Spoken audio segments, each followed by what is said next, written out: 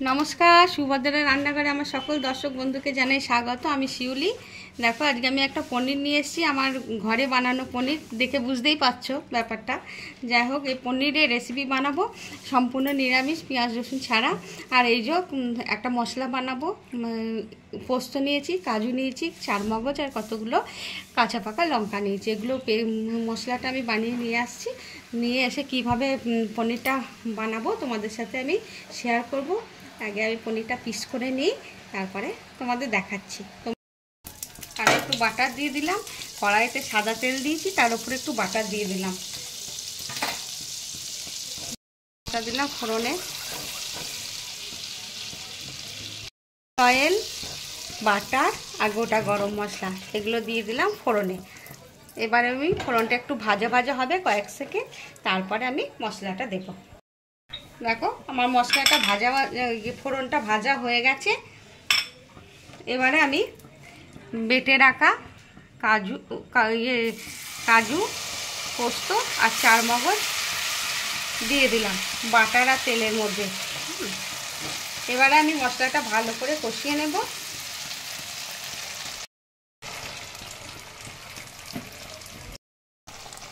এবার আমি টক দই দিয়ে দিচ্ছি কিছুটা।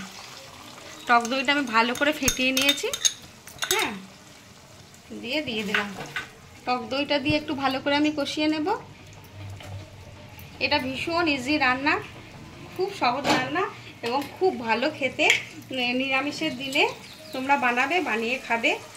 আমি এবার স্বাদ মতো লবণ দিচ্ছি, স্বাদ অনুযায়ী লবণ দিয়ে দিলাম, আর একটু চিনি দিয়ে দিচ্ছি। এবারে ভালো করে আমি একটু কষিয়ে নেব।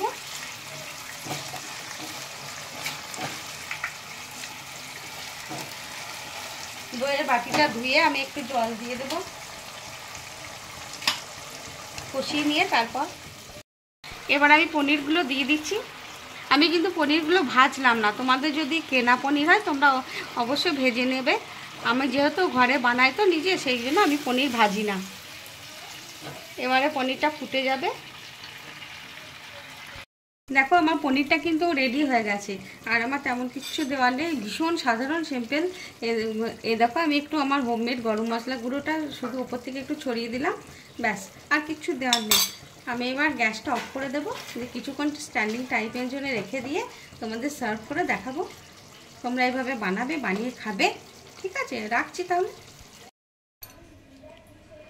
আমার সম্পূর্ণ নিরামিষ পনিরের রেসিপি, অতি সহজ একটা পনিরের রেসিপি আমি একদম সার্ভ করে দিয়েছি। তোমরা এভাবে বানাবে, বানিয়ে খেয়ে আমাকে কমেন্ট করে জানাবে তোমাদের কেমন লেগেছে।